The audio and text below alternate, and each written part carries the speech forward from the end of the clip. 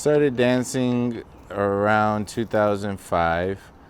I was in the United States military and didn't feel very connected to people and was having a lot of social anxiety and kind of like now I was doing a lot of personal social distancing and social isolation, and I found myself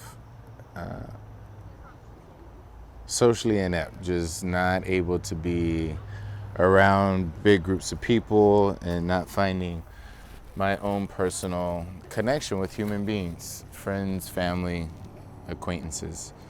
So I wanted to get out of the military, the lifestyle and environment when I wasn't in uniform, and I found myself at a Latin club and saw all these different people dancing from different age groups to different ethnicities, and it inspired me. It made me feel like I could do it too. It wasn't something that I grew up with. I grew up not listening to any Latin music whatsoever. No dancing was allowed in my home, like legitimately no dancing. So no hip hop, no anything. It was just gospel music, Christian music. So it was cool to see so many different types of people from different backgrounds and different age groups be able to do it and enjoy themselves and have fun. So it encouraged me to do it. And I've been doing it for 15 years now. It's beautiful. What made you fall in love with it? What was the first spark in you? I'm sure everyone has one for different reasons. What made me fall in love with dancing was the art of it. It's different than a social expression or a social activity where it's a sport. And it gets into when an individual becomes really connected to that activity and starts to have a more than superficial experience. I think once you have a more than superficial experience, you start the journey of self-expression, and that in turn comes with self-inquiry, self-development, introspection, and that artistic process is what made me fall in love with dance, because it was the right artistic expression or artistic process for my healing that I needed as a person. So yeah, and it's the connection of the body and the mind into a certain activity, and the breathing control, also like breath work that goes with dancing, also played a huge part in it. It was very easily and quickly connected to martial arts training and the idea of martial arts and kind of like Zen mindset and awareness and practicing until you no longer had to practice. Those philosophical philosophical memes that are attached to what a warrior is or what a martial artist is played really well with my psychology and my also my activity as a young man. It played really well to provide me a different way of healing and communication and growth.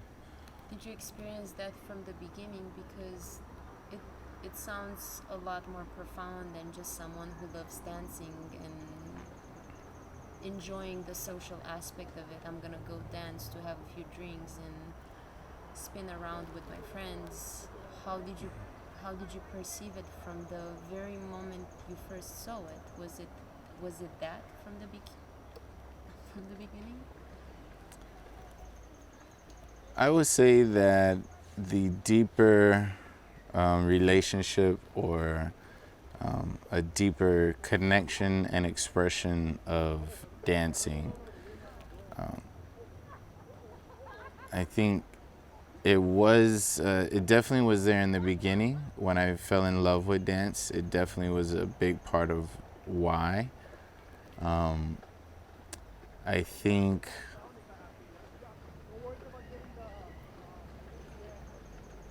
Yeah, I think I was very aware that that's what I was pursuing. From the very beginning, I knew that I wanted a what I would consider a spiritual experiment. I wanted a holistic, a comprehensive human experience through dance. I didn't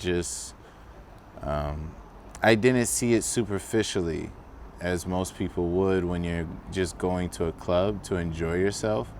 I was looking for a place to escape. I was looking for an activity to give me liberation from just my physical environment and social conditioning.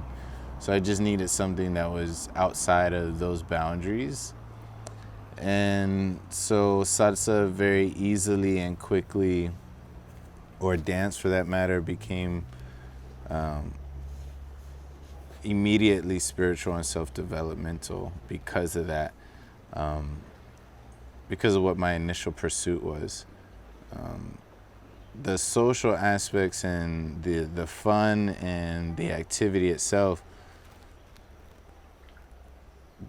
I had already experienced those in other things, so it wasn't like I never had fun at a club or that I had never danced with another person and it wasn't, enjoyable, and that there wasn't cool people in that place. But there was something very different and specific about salsa that made it seem okay to go a little bit deeper than the superficial. And I think that it was the community that I was introduced to. And because of that, it immediately, because of where I was in my life, it just opened itself to be used for healing and spiritual work, which I think for most artists it is. Any artist that starts dancing, it immediately becomes a very visceral and physical therapy. You started dancing in Hawaii, which means the very first salsa community you were exposed to was the little scene we have in Hawaii. Is that different than the rest of the world? Because you've danced and taught throughout the world during your 13-year salsa journey. If there's a difference, what is that like? What's so special about dancing in Hawaii? Dancing in Hawaii, especially being a product of Hawaii dance and Hawaii salsa specifically, it bears our fundamental similarities, but it does have a very unique circumstance. You get the same characters of people that you get in every scene, in every community. You get the same dramas, you get the same relationships. You have the same dynamics of promoters, DJs, bands, teachers, performers, styles, all of that. You have all of those connective tissue pieces. So all the parts are the same. So when you walk into any salsa community around the world, you're gonna see your salsa community to some degree.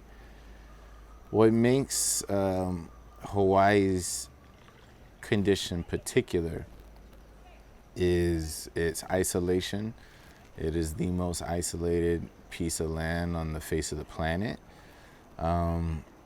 And it's out in the middle of the Pacific Ocean, which means we don't get a lot of influence. Even our music is maybe a couple of years behind everybody else on the radio. And when I started, we had really great teachers and dancers, but I didn't have access to their classes because of my work schedule. And I only had one person that could teach me.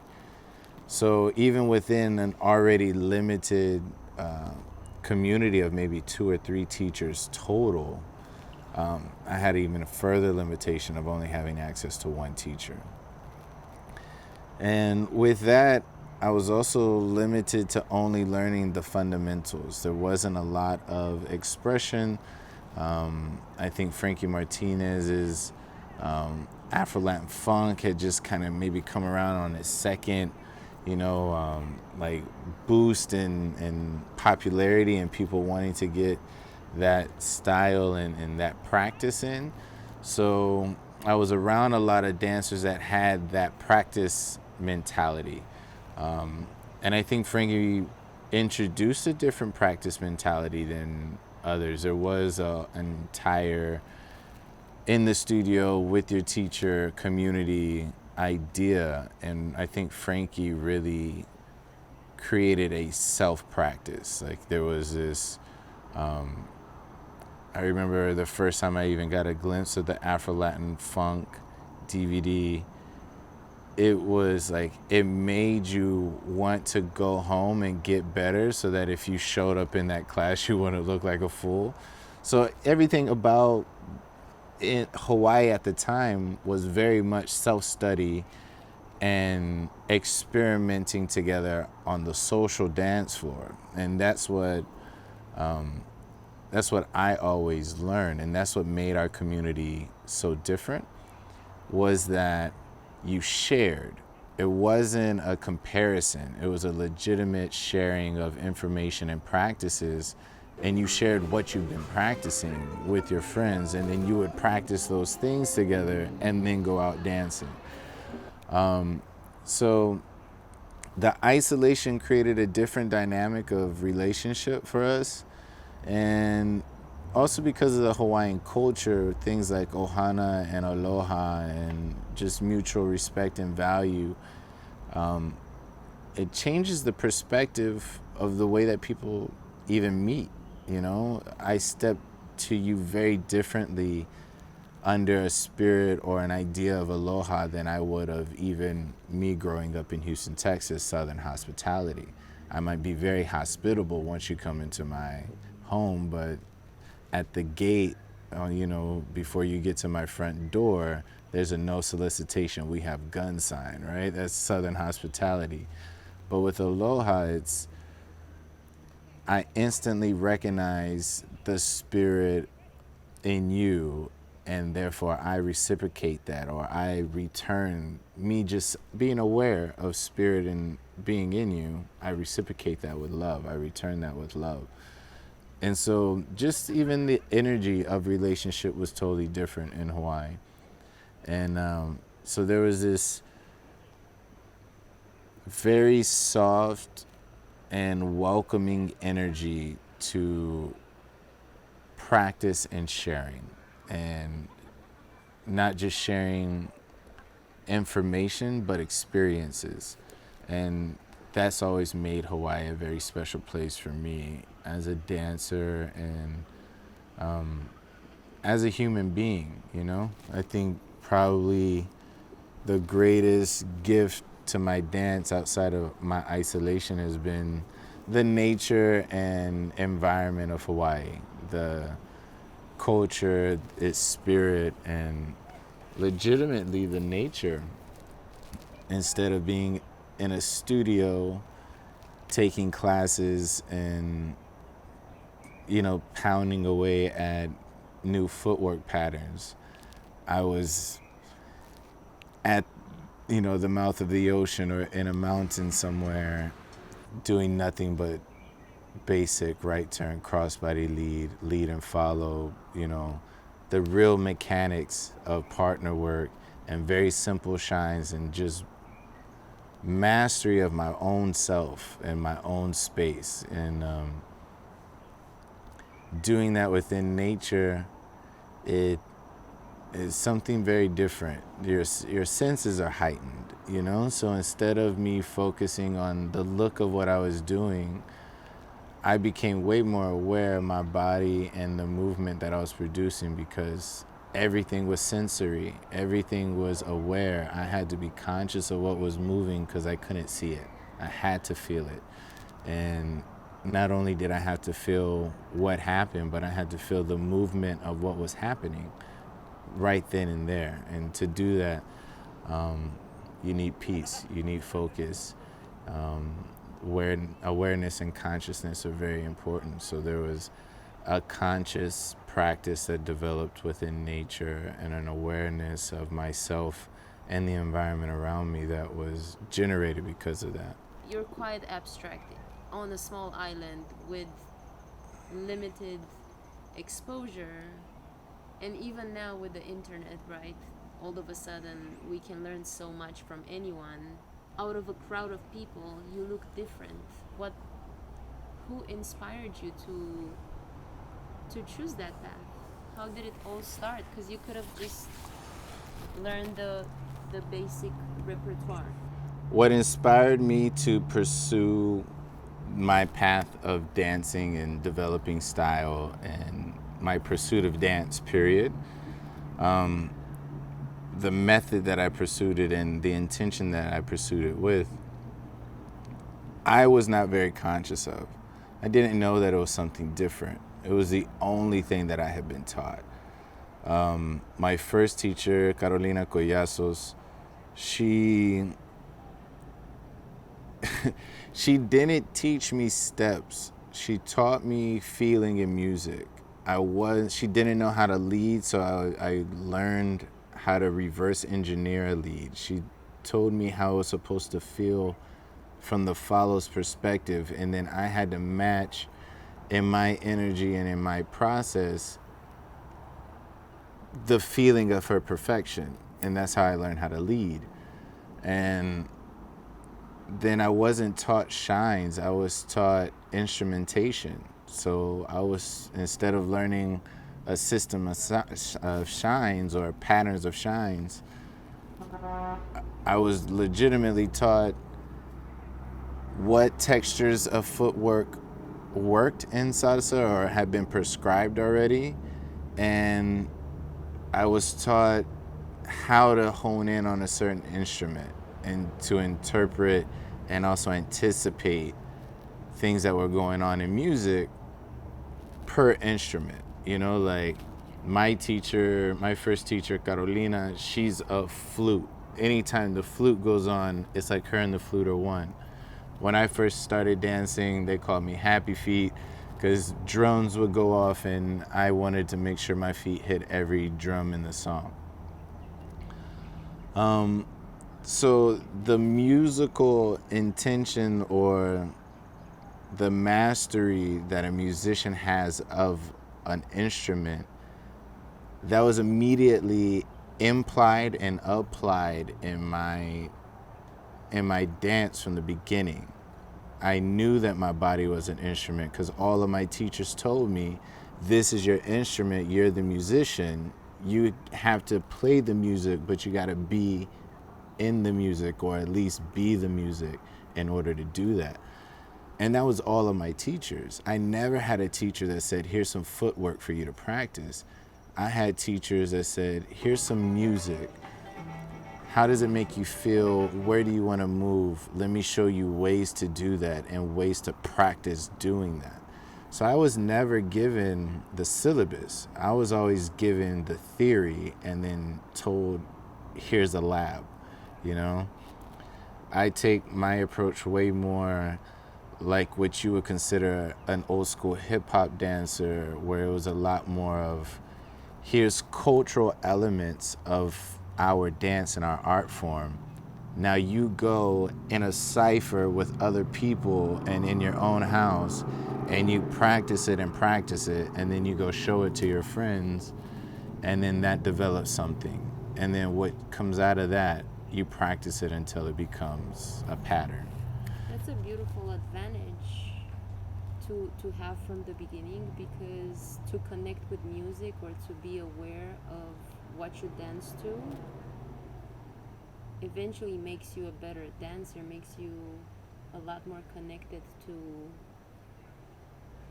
what you dance to, and that's music, as opposed to learning steps. Even though not everyone is musically inclined, culturally inclined, some people, they just want to learn 5 steps, go ahead, have fun, and that's the best time of their life. And you can't judge them because everyone has their own experience. Hey. I don't know. I used to think that. I used to think that there was better ways of having a relationship with salsa or with dancing. I used to get upset when people love salsa superficially or just was even acquainted with salsa just because it could get them laid that night, right? Like there was, especially when I started, there was a little bit of that, you know? There was a little bit of like people just trying to get with each other because it's a cool social activity and, you know, it's a form of communication. But I've learned that all of us, I've learned that salsa is like a person, you know? And it's like this one person that everyone loves and everyone has a beautiful relationship with them. But if you ask every person that's met salsa why they love salsa or how they met salsa, the story is always going to be this. It's always going to be different. And it's always going to penetrate people differently. You know, I think I'm lucky enough to love salsa deeper than her superficial beauty. Like she's a very beautiful person and she's very pretty on the outside, and that can be enough. Like it really can be enough because she's that beautiful. It's enough. But I don't know. It's like I feel like I got to learn out of all of her characteristics of salsa. I got to learn the sweetness and the strength. That's what I got, you know? Some people get to learn the joy or the sharing or the community or the refinement of skill, right? Like there's this beautiful art form of skill and technique and all of that. And those are all ways to meet her and to get to know her and to love her. But yeah, my process in my relationship, it gave me the sweetness, the softness and tenderness with its strength, because I think that's what I needed. I think as well, it's partner dancing as a whole reminds humans that expanding ourselves to include other people within our sensation is important. You know, whether we do it through romantic affairs where we bring someone into our sensation physically, or if it's when we love someone or, you know, we do an act of kindness or an act of gratitude, an act of compassion or an act of service that allows us to feel another person's experience as a part of our own, or be able to share in that experience with them enough to where we feel it as well as our own sensation. I think that importance of really love, I think that is personified in salsa, you know, both the romantic and the adventurous, you know, play between two people and trying to figure out what that relationship is, and also in its connectivity and depth of meaning. And I think salsa does that really well because it constantly requires you to step outside of yourself and consider the person on the other end. Because no matter how good you dance, your dance doesn't look beautiful without your partner. Do you practice every day? I haven't always practiced every day. There's been times, even spans of years, where I didn't practice. I lost motivation, or I lost interest, energy, life energy, just wanting to, you know, yeah, you're not there, you're not present to practice. So there was some times where I wasn't practicing, but I had a recent trip out to go train, and I got new inspiration and new material and just new guidance and a new fire. Sometimes you just need a new passion, and I was blessed to have a new passion birthed in me when I was out in Saigon and in Taipei with Jimmy Yoon. And you know, he's my brother from the military, and we also started dancing around the same time. So it was great to go out there and to see someone else wake up every day and want to dance and move, and that's the thing that they think about the most throughout the day, and just go do it, and do it for not just 20 minutes or an hour. I remember it used to be at least 1 hour a day for me, and now I feel kind of weak if I don't get 3 or 4. And if I could find the space and time to do 8 hours, I would really love 8 hours. That was probably some of my favorite time, was in that trip, dancing 8 to 12 hours a day. What's your relationship in between dance and nature? How do you see them both in the same picture? Because nature played a huge role in your development as a dancer.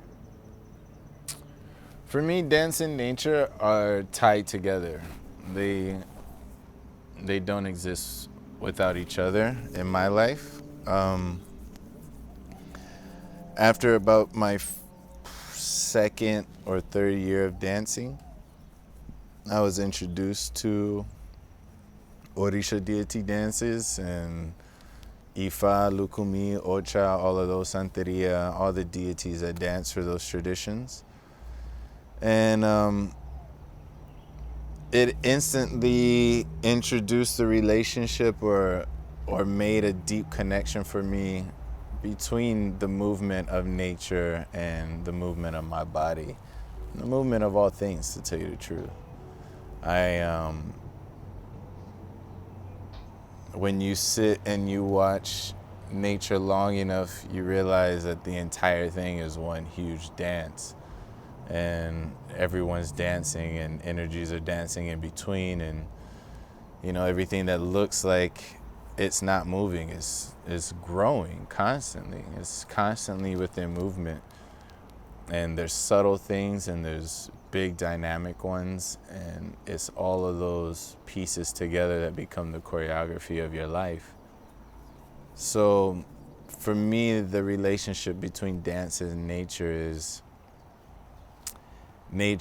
is the dance of life personified. It's the picture of what life looks like while it's moving. And it's so complex, it's so small, and it's so gigantic. It's this, it's humbling. And I think that's what dance is. It's the first form of communication that humans have ever had.